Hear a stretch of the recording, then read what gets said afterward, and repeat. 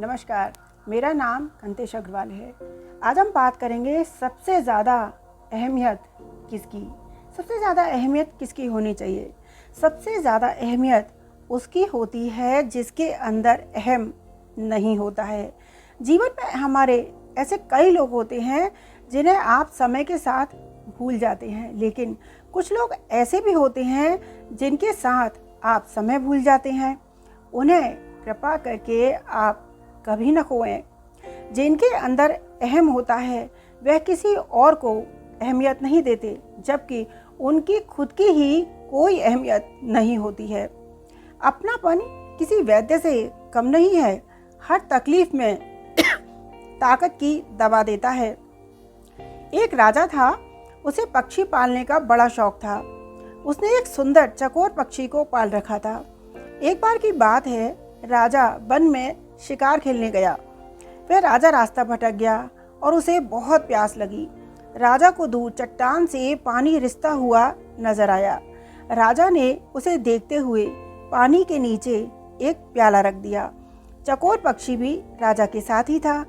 जब प्याला पानी से भरने ही वाला था, चकोर पक्षी ने अपने पंखों से उस प्याले को गिरा दिया। राजा को बहुत तेज गुस्सा आया, लेकिन राजा ने उससे कुछ नहीं कहा और राजा ने फिर से प्याले को चट्टान से रिसते हुए पानी के नीचे लगा दिया। इस बार फिर जब प्याला भरने ही वाला था, चकोर पक्षी ने पंख से प्याले को फिर गिरा दिया। राजा ने उस सुंदर चकोर पक्षी को पकड़कर गुस्से में उसकी गर्दन मरोड़ दी। चकोर बेचारा स्वर्ग चला गया। राजा प्यासा था।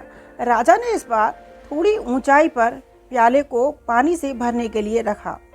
तभी अचानक राजा ने देखा एक मरा हुआ सांप चट्टान पर पड़ा है। जहरीला सांप जो मुंह से रिसता हुआ पानी नीचे आ रहा था, जिससे वह अपना प्याला भर रहा था। यानी कि सुंदर जो जहरीला सांप था, उसके मुंह से जो जहर आ रहा था वो पानी में मिलकर आ रहा था, जिससे सुंदर चकोर पक्षी को ये बात मालूम थी। वो सांप को देख पा रहा था जिसे राजा नहीं देख पा रहा था। उसने राजा को वह पानी पीने से मना कर दिया। राजा को अपने किए पर बहुत पछतावा आया कि चकोर पक्षी राजा को बचा रहा था और राजा ने उसे मार दिया। क्रोध एक अग्नि की तरह होता है, उसका फल मनुष्य को भुगतना ही पड़ता है। क्रोध पर नियंत्रण रखते हुए मनुष्य को सही स्थिति का आकलन करना चाहिए, ताकि वह बाद में पछताना ना पड़े। क्रोध का मनोविज्ञान है कि जो कुछ तुम चाहते हो वो जब तुम किसी और के पास देखते हो, तुम्हें ऐसा लगता है कि वो तुम्हें उस चीज़ को पाने से रोक रहा है। फिर जब तुम देखते हो कि जो चीज़ मैं पाना चाहता था वो सामने वाले के पास है, तो तुम उसे अपना दुश्मन समझने लगते हो। जो तुमसे आगे निकल गया, जो तुम नहीं कर पाए, तो तुम्हें वह दुश्मन लगता है। सिर्फ क्रोध की ही बात नहीं है, यानी कि सिर्फ गुस्से की बात नहीं है। अगर तुम्हारे भीतर प्रेम देना है और प्रेम तुम नहीं दे पा रहे हो, तो प्रेम एक गांठ बन जाएगा। और अगर तुम्हारे अंदर क्रोध है, गुस्सा है और तुम गुस्सा नहीं कर पा रहे हो, तो गुस्सा भी एक गांठ बन जाएगा। अगर मेरे अंदर भय पैदा हो जाए और मैं भय को भी प्रकट ना कर पाऊँ, तो वो भी एक गांठ बन जाएगा। सारे भावावेश जो हमारे अंदर इमोशंस होते हैं, वो एक एनर्जी, एक शक्ति को पैदा करते हैं और वही शक्ति बाहर निकलना चाहती है। नेगेटिव एनर्जी दो तरह से बाहर निकलती है, लेकिन ये नकारात्मक रास्ता है। जैसे एक आदमी को क्रोध आया तो वह पत्थर चलाए, लकड़ी मारे, गालियां बके, तो उसकी शक्ति उससे खर्च हो जाएगी पर कुछ फल नहीं मिलेगा। इसका फल यह होगा कि जिसको तुमने गाली दी वो तुम्हें दुगनी गाली देगा, जिसको पत्थर मारा वो दुगने वजन का पत्थर मारेगा, जिससे तुम क्रोध करोगे वो दुगना क्रोध करेगा। क्रोध की श्रृंखला को आप सिर्फ तभी तोड़ सकते हैं जब इसका कोई आप पॉजिटिव यूज़ करें। जो घृणा करता है वो घृणा पाता है, जो क्रोध करता है वह क्रोध पाता है, और जो वैर करता है, किसी से दुश्मनी रखता है, वो वापस में सिर्फ दुश्मनी ही पाता है। इसका परिणाम होगा कि जो तुम हो वो तुम पाओगे। किसी भी पशु की आप आंखों में देखिए, इंसान की आंखों से कई गुना ज़्यादा निर्मल और नाजुक सी लगेंगी। एक पशु की आंख भी आपसे ज़्यादा निर्मल है। क्यों? क्योंकि जब उसे कोई भी गुस्सा आता है तो वो तुरंत गुस्सा कर देता है। वो चिल्लाता है, आवाज़ करता है, हमला करता है और निकाल देता है। वह सभ्य नहीं है, लेकिन उसके अंदर जो भी इमोशन होता है वो उस इमोशन को निकाल देता है। बच्चों की आंखों में देखिए, बच्चों की आंखों में निर्मलता है। क्यों? क्योंकि उसका कारण है कि उसमें जो कुछ भी है, जो भाव, जो एनर्जी, जो इमोशंस बच्चे के अंदर होते हैं वो तुरंत उसे निकाल देता है। अगर उसे गुस्सा आ रहा है तो गुस्सा निकाल देगा, उसे ईर्ष्या है तो वो ईर्ष्या निकाल देगा, किसी का खिलौना छीनना है तो खिलौना छीन लेगा, किसी का खिलौना तोड़ना है तो वो तोड़ देगा। उसमें किसी भी भावना का दमन नहीं है, वो किसी भी इमोशन को रोकता नहीं है। इसीलिए, सिर्फ इसीलिए उसमें सरलता है। और बड़े होने पर जीवन में भावना का दमन है, इसीलिए जटिलता है। इंसान जब बड़ा होता है तो उसके अंदर ईगो आता है और ईगो के कारण वो इंसान अपने इमोशंस को रोकता है, इसीलिए इंसान जटिल होता जाता है। बच्चों को किसी भी काम से रोको मत। जैसे मानो वो गिलास तोड़ रहा है तो उसे कभी मत कहो तुम गिलास मत तोड़ो, बच्चे को मिट्टी दो और कहो तुम इससे दूसरा गिलास बनाओ। इससे उसका माइंड एक पॉजिटिव माइंड बनेगा। जो इंसान गीत नहीं लिख सकता है, कुछ भी पॉजिटिव नहीं कर सकता है, कुछ आर्टिस्टिक नहीं कर सकता है, वो आलोचक बन जाता है। वो हर किसी की बुराइयां करने में रस लेता है। अपने क्रोध को सृजनात्मक ऊर्जा में लगाओ। जैसे खाद है, खाद में से कितनी दुर्गंध आती है। ये बहुत ध्यान देने की बात है कि इसको इंसान अपनी ज़िंदगी में लगा सकता है। जैसे खाद है, खाद में कितनी दुर्गंध आती है। उस खाद को माली बगीचे में डालता है, फिर पानी डालता है, फिर बीज डालता है, फिर उन बीज और खाद से पौधा बन जाता है। उन पौधों की नसों से पार होकर वही खाद की गंदगी फूलों में जाकर सुगंध बन जाती है। वही गंदगी जो दुर्गंध फैला रही थी खाद, वही खाद फूलों के अंदर आकर सुगंध बन जाती है। इसे कहते हैं ट्रांसफॉर्मेशन ऑफ एनर्जी। इसे कहते हैं शक्ति का उद्दत्तीकरण। अपनी अहमियत बनानी है तो अपना अहम कम करते जाओ। एक पति ने अपनी बहुत गुस्सैल पत्नी से तंग आकर उसे कीलों से भरा हुआ एक थैला दिया और कहा, तुम्हें जब भी क्रोध आए तुम थैले में से एक कील निकालना और बाहर बाड़े में जाकर ठोक देना। पत्नी को अगले दिन जैसे ही गुस्सा आया उसने एक कील को बाड़े की दीवार में ठोक दिया और यह प्रतिक्रिया लगातार वो करती रही। धीरे धीरे उसकी समझ में आने लगा कि कील ठोकने की मैं फालतू की मेहनत करने से अच्छा है कि मैं क्यों ना अपने गुस्से को काबू में रख लूं। और कील को ठोकने की संख्या धीरे धीरे कम होती गई। और एक दिन ऐसा भी आया कि पत्नी ने दिन में एक भी कील नहीं ठोकी और उसने ये बात बड़ी खुशी खुशी अपने पति को बताई और वो प्रसन्न हुए और कहा, जिस दिन तुम्हें लगे कि तुम एक बार भी क्रोधित नहीं हुई हो, जिस दिन तुम्हें बिल्कुल गुस्सा नहीं आया है, उस दिन तुम कीलों में से एक कील निकाल देना। पत्नी ने ऐसा ही करने लगी। एक दिन ऐसा भी आया कि बाड़े में एक भी कील नहीं बची। उसने खुशी खुशी ये बात अपने पति को बताई। पति उस पत्नी को लेकर बाड़े में गया और कीलों के छेदों को दिखाते हुए पूछा, क्या तुम इन छेदों को भर सकती हो? पत्नी ने कहा, नहीं, छेद तो मैं नहीं भर सकती। तब पति ने कहा, जब तुम गुस्सा करती हो और कंधे पर हाथ रखते हुए बड़े प्यार से बोला, तुम जब गुस्सा करती हो तो तुम्हारे गुस्से में कहे हुए कठोर शब्द दूसरे के दिल में छेद कर देते हैं, जिसकी भरपाई भविष्य में तुम कभी नहीं कर सकती। जब भी आपको क्रोध आए तो सोचना आप किसी के दिल में कील ठोकने का काम तो नहीं कर रहे हैं। खुशनसीब वो नहीं जिसका नसीब अच्छा है, बल्कि खुशनसीब वो है जो अपने नसीब से खुश है। पछतावा अतीत नहीं बदल सकता और चिंता भविष्य नहीं बदल सकती।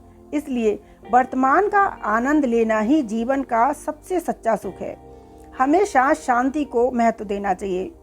एक बार एक वकील अपने चैम्बर में बैठा हुआ था। ये मैं आपको एक बहुत अच्छी बात बता रही हूँ जिससे आप देख सकते हैं कि गुस्सा कितना नुकसान करता है। और उसी गुस्से को यदि आप शांति से सही काम में लगते हैं तो आप अपनी ज़िंदगी में कितना ऊंचा उठ सकते हैं और आप अपने जीवन में कितना फ़ायदा उठा सकते हैं। एक बार वकील अपने चैम्बर में बैठा हुआ था, तभी एक आदमी दंदनाता हुआ गुस्से में आया। उसके हाथों में कागज़ों का बंडल था। धूप से उसका चेहरा काला हुआ था। बड़ी हुई दाढ़ी थी, सफ़ेद कपड़े थे, उसके पांचों में खूब मिट्टी लगी हुई थी। उसने कहा, मैं उसके पूरे फ्लैट पर स्टे लेना चाहता हूँ। आप बताइए क्या क्या कागज़ चाहिए, कितना खर्चा आएगा। तो वकील साहब ने उससे बैठने को कहा। वकील ने नौकर से पानी मंगाया। वो कुर्सी पर बैठे। वकील ने उसके सारे कागजात देखे और उनसे सारी जानकारी ली, जिसमें करीब आधा पौना घंटा लग गया। वकील साहब बोले, मैं इन कागजातों को देख लेता हूँ, फिर आपके केस पर विचार करेंगे। आप एक काम करिए, आप अगले शनिवार को मिलने आइए। 4 दिन बाद वो फिर आए। वैसे ही कपड़े थे, वैसे ही व्याकुल लग रहे थे और अपने छोटे भाई पर वो बहुत ज़्यादा गुस्सा थे। वकील ने उन्हें बिठाया। ऑफिस में अजीब सी खामोशी गूंज रही थी। वकील बोले, मैंने आपके सारे पेपर्स देख लिए हैं और आपके परिवार के बारे में बहुत सारी जानकारी ली है। आपकी निजी ज़िंदगी के बारे में भी मैंने जानकारी ली है। मैंने पता लगाया कि आपके 2 भाई हैं और 1 बहन है। आपके माँ बाप बचपन में ही गुजर गए और आप 10वीं पास हैं, जबकि आपका छोटा भाई इंजीनियर है। आपके छोटे भाई की पढ़ाई के लिए आपने स्कूल तक छोड़ दिया, लोगों के खेतों में जाकर दिहाड़ी पर काम किया, कभी अंग पर अच्छा कपड़ा और पेट भर खाना नहीं खाया।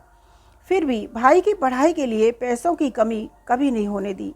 एक बार खेलते खेलते भाई पर किसी बैल ने हमला कर दिया और सींग घुसा दिया। तब भाई लहूलुहान हो गया। फिर आप अपने कंधे पर उठाकर उसे 5 किलोमीटर पैदल गए। सही देखा जाए तो आपकी उम्र भी नहीं थी ये बात समझने की, पर भाई में तो आपकी जान बसी थी। तो आपने ये सब किया।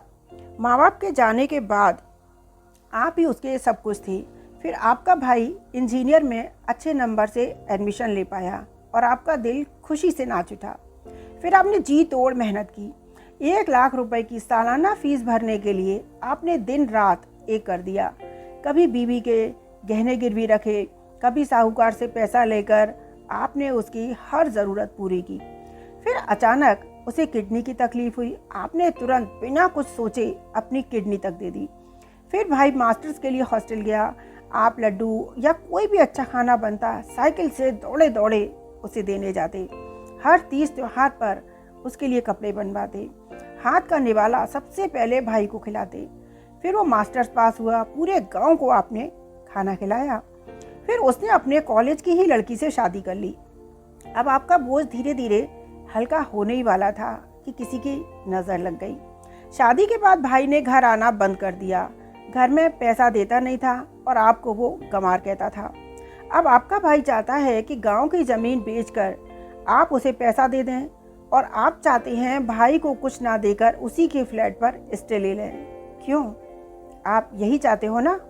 वह तुरंत बोला, हाँ हाँ हाँ हाँ वकील साहब, मैं यही चाहता हूँ। मुझे उसके फ्लैट पर स्टे लेना है। पर आप उसके लिए जो खून पसीना आपने एक किया है वह तो आपको वापस नहीं मिलेगा। आपकी दी हुई किडनी वापस नहीं मिलेगी। आपने उसके लिए जो ज़िंदगी खर्च की है वह भी वापस नहीं मिलेगी। इसलिए मुझे लगता है कि इन सब चीज़ों के सामने उस फ्लैट की कीमत 0 है। आपके भाई की नीयत बदल गई है। वह गलत रास्ते पर चला गया है। पर आप तो बहुत बड़े दिलदार हैं। आप तो गलत सड़क पर मत जाओ। वह भिखारी निकला, पर आप तो दिलदार हो और दिलदार ही बने रहो। आपका हाथ ऊपर है, ऊपर ही रखो। कोर्ट कचहरी करने की बजाय बच्चों को पढ़ाओ लिखाओ। आपके कर्मों से आपके बच्चे बहुत अच्छे निकलेंगे। यह व्यक्ति सब कागजात लेकर उठा, आंसू पोंछता हुआ चला गया और बोला, चलता हूँ वकील साहब। उसकी रुलाई फूट रही थी और वो उसे रोकने की कोशिश कर रहा था। इस बात को एक अरसा गुजर गया।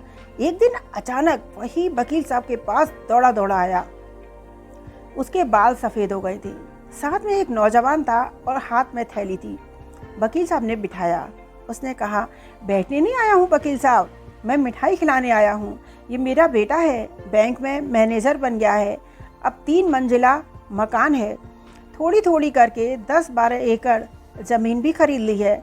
वकील साहब उसके चेहरे पर टपकती खुशी के भाव महसूस कर रहे थे। वो बोला, वकील साहब, आपने मुझसे कहा था ना कोर्ट कचहरी के चक्कर में मत पड़ना। आपने बहुत सही सलाह दी थी। यह ज़िंदगी एक इच्छाओं का गुलदस्ता है, कुछ महकती हैं, कुछ मुरझाती हैं और कुछ चुभ जाती हैं। जो इच्छाएं महकती हैं उनका धन्यवाद मानें और जो मुरझा जाती हैं उन पर हंस लो, और जो चीज़ें चुभ जाती हैं उनसे ज़िंदगी में कुछ ना कुछ सीख लेनी चाहिए। और आपको अपनी ज़िंदगी में बहुत अहमियत बनानी है तो अहम कम करते जाओ, क्योंकि सबसे ज़्यादा अहमियत उसी की होती है जिसके अंदर अहम कम होता है। जितना आप अपने अंदर अहंकार कम करते जाएंगे, जैसे जैसे अहंकार शून्य करते जाएंगे, वैसे वैसे ही आप अपनी नज़रों में और दूसरों की नज़रों में आपकी अहमियत बढ़ती जाएगी। जय श्री कृष्ण। आज के लिए इतना ही, फिर किसी दिन हम किसी और विषय पर चर्चा करेंगे। नमस्कार।